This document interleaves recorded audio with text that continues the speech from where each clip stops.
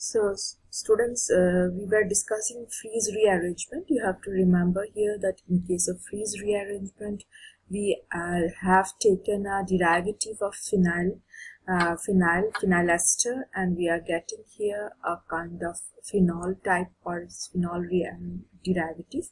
Okay, so the mechanism we had started last video.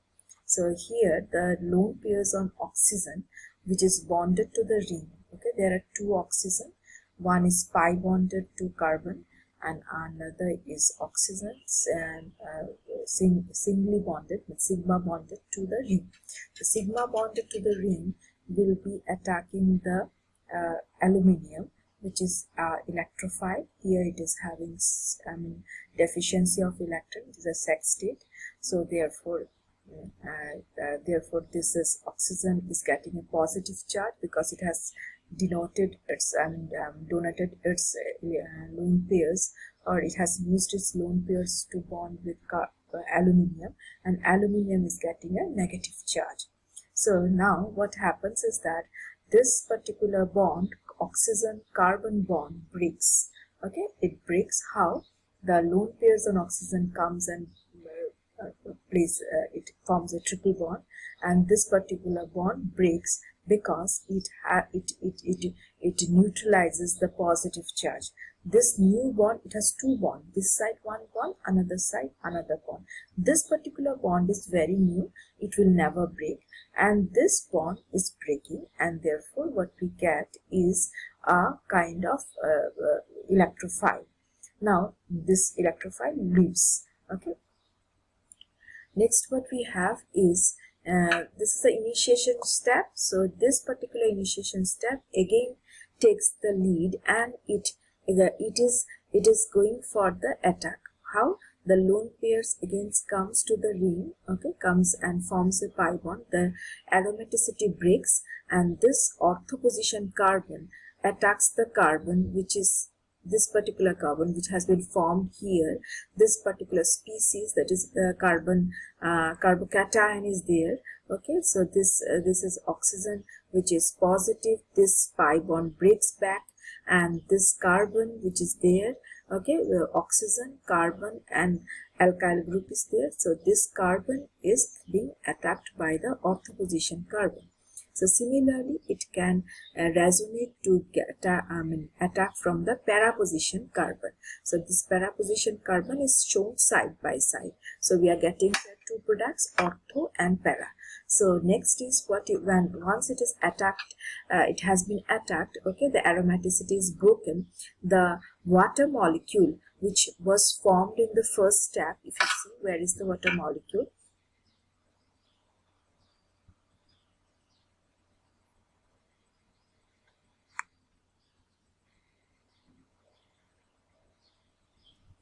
Sorry, it is not forming, it is a part of the acid, okay, the catalyst. So this is water molecule is coming and attacking here.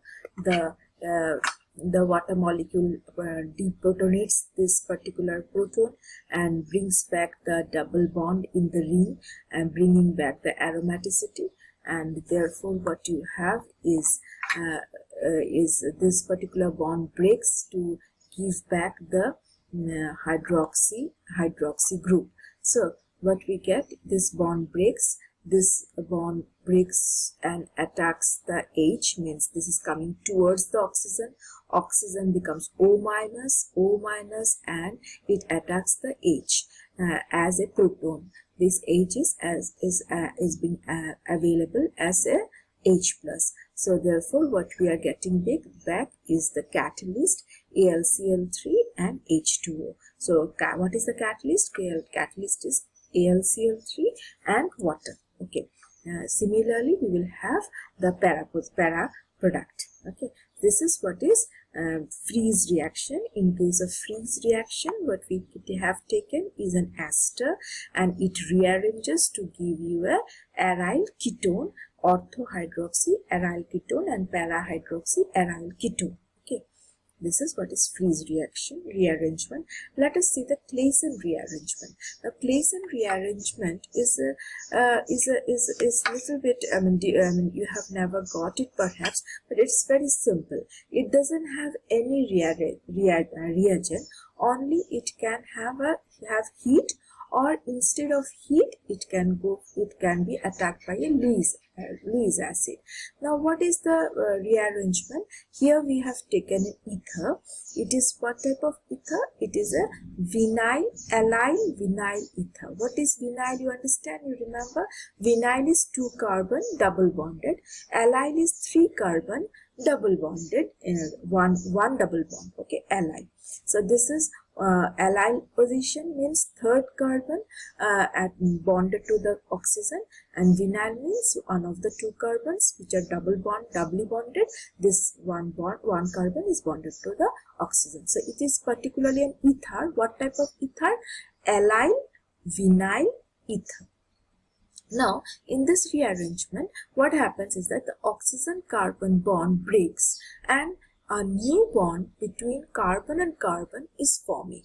Okay, so how it is forming? Now, where is the phenol here? I will show you later. Just concentrate at this particular 2 examples. Here you will see the same type of ether, but here what we are having is allyl phenyl ether. Okay, instead of vinyl we are having phenyl. So there why we have this topic in the phenol chapter. Okay, so now what we have got is orthoallyl phenol and para-allyl phenol. Okay, that is the role of the phenol. So let us see the mechanism, how the bond breaks and how the bond forms. So this is started from this breaking of heat, breaking of this ortho carbon. Heat means definitely energy is supplied. Energy supplied means bond is being broken. So this bond breaks, this sigma bond breaks and forms a pi bond. The pi bond breaks and forms a sigma bond. The pi bond breaks and forms a pi bond. Okay, so the pi bond position changes. So here it is what it is forming. This finally you can see the transition state, and this is what is formed. This bond has broken. This bond is broken. No more there. There is a pi bond forming. There is a pi bond forming. The pi bond is no more there. The sigma bond is there. The pi bond is no more there. The pi bond is coming to this position. So what we see here, if you take a phenol group, so say this may not be required for you, so it is for higher classes. So if you take a phenol, okay, allyl phenyl ether, so why it is called 3 and 3? Can you tell me what is the meaning of 3 and 3? So here, how many carbons, how many atoms are having the role? 3, 1, 2, 3. And similarly, in this side, how many atoms are having the role? 1, 2, and 3. So therefore, it is called Claisen 3-3. Okay. So where is the bond formation? You can see this. So here you don't have aromatic property because there is no double bond here. So it aromatization happens here. So the double bond forms again. So how the double bond will form again? The H from this position, okay, it changes. You can say tautomerism happens here. This H from here, you can see there are 3 bonds. So definitely there is an H to make 4 bonds. So this H comes and the bond comes here. Okay, CH bond. The H goes as H plus. This becomes O minus. The O minus takes the H plus. So this is what is orthoallyl phenol. Okay. Similarly, you might be having para-allyl phenol. So right now it is not in your syllabus. You will not discuss it. So this is what is orthoallyl phenol, and this is a different kind of compound where the rearrangement happens between para and ortho, these two. So right now we don't have Cope's rearrangement. Cope's rearrangement we don't have, so we'll not discuss it. So we have Claisen rearrangement. In case of Claisen rearrangement, we can be having what? Alpha, gamma, beta. So what is gamma delta? What is gamma delta? This is the functional group. This is the alpha position. Next, adjacent to the functional group, this carbon is called alpha position. Alpha, beta, gamma, and delta. So this gamma delta unsaturated carbonyl compound. Okay. So here, remember, you will always get a double bond between which are the positions? Gamma and delta position. Okay, so that much for today. If you have any doubt, please place it in the doubt column in the attendance sheet. Thank you so much.